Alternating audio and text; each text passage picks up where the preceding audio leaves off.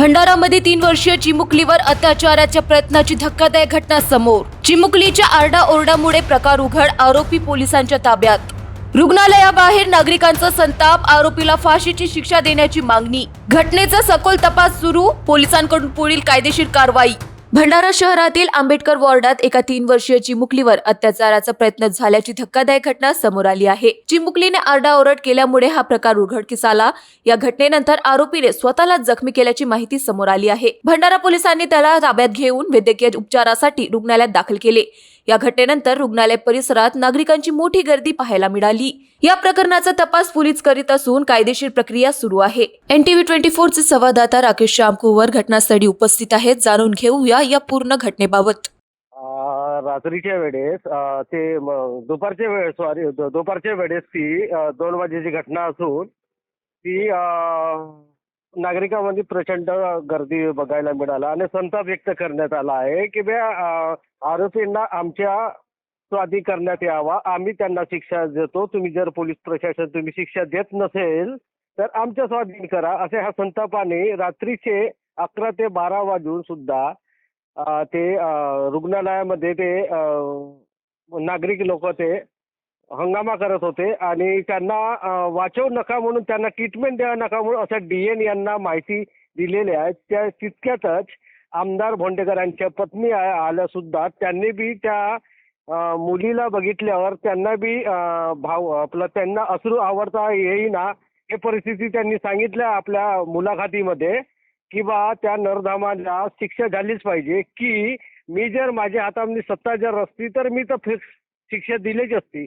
आणि विनंती केला नागरिकांना, त्या परिसरातील नागरिकांना, भंडारा शहरवासियांना, सर आमच्या हातामध्ये तुम्ही त्या आरोपींना द्या, आम्ही त्यांना शिक्षा देतो। भंडारा प्रशासन आय लव्ह यू म्हणून हे सुद्धा त्यांनी नारे देण्यात आलेले आहेत। आणि असं बघायला मिळाला की बाचाबाची धक्काबुक्की बघायला मिळाला, आपण ते दाखवू शकता तुम्ही त्या माध्यमातून। DNचं असं म्हणणं आहे की मी तपासल्यावर आता स्थिरमध्ये आहे ती बालिका, काही चिंतेची बाब नाही, धोक्यामध्ये नसून ती आता सुरळीत आहे आणि आरोपी यांची बी हे दक्षता घेत आहे। पण त्यांचं असं म्हणणं नागरिकांच्या संतापजनक की त्या व्यक्तीला ट्रीटमेंट न देता त्यांना शिक्षा भोगवण्यात यावा, आमचं असं म्हणणं नाही तर आम्ही अजून संतापजनक आम्ही आंदोलन करणार। आणि आज त्यांनी बॅनरबाजी करून आज भंडारा बंदची हाक दिलेली आहे। माहितीनुसार असं प्राप्त मिळालेलं आहे की त्या आरोपीने याच्या अगोदरही असाच अत्याचार केलेला आहे मुलीवर म्हणून, आणि तो जैलात गेलेला होता आणि दुसऱ्यांदा त्याच्या हाताने घडलेली आहे घटना म्हणून अशी माहिती प्राप्त झालेली आहे आपल्याकडे।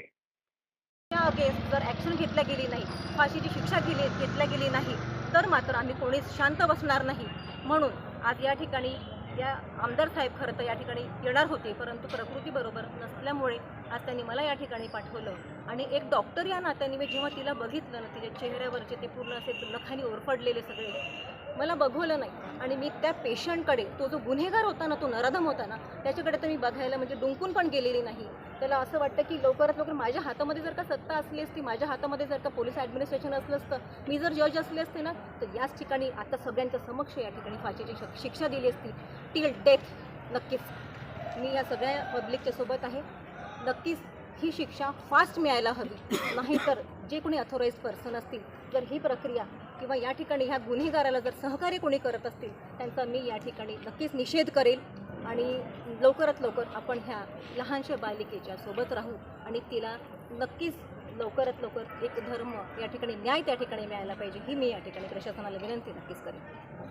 मला असं वाटतं 2:30-2:15ला जेव्हा ही बच्चू भरती झाली, ती मुलगी भरती झाली आणि सगळ्यांचा हा कल होता की डीन मॅडमने या ठिकाणी यायला पाहिजे, त्यांनी उत्तर द्यायला पाहिजे। आणि आज साधारण मला वाटतं की ती 10 वाजलेले असतील आणि ती 9 वाजलेले आहेत। इतक्या एवढ्या 6 ते 7 तासांच्या अंतरानंतर त्या मॅडम या ठिकाणी आल्या। म्हणजे ॲज अ डॉक्टर म्हणून पण आपण विचार केला तर एक प्रशासक म्हणून जर विचार केला तर त्या लवकर का आल्या नाही। आणि म्हणून मग माझे सगळे लोक या ठिकाणी, त्यांचं ॲग्रेसिव्हनेस, त्यांची जी ही प्रतिक्रिया ही स्वाभाविकच आहे।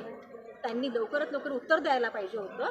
त्यांनी का आल्या नाही. आणि या ठिकाणी मी त्यांना म्हटलं की मॅडम, मी तुम्हाला विनंती करते की या छोट्या पीडितेच्या जे रिपोर्ट्स आहेत, सॅम्पल्स तुम्ही लवकर पाठवलेत का, आणि रिपोर्ट्स मला लवकरात लवकर द्या, जेणेकरून फास्ट ट्रॅकच्या दरम्यान त्या नराधमाला शिक्षा आम्हाला फास्ट मिळायला हवी. हीच आमच्या सगळ्यांची अपेक्षा या ठिकाणी. बस झाली.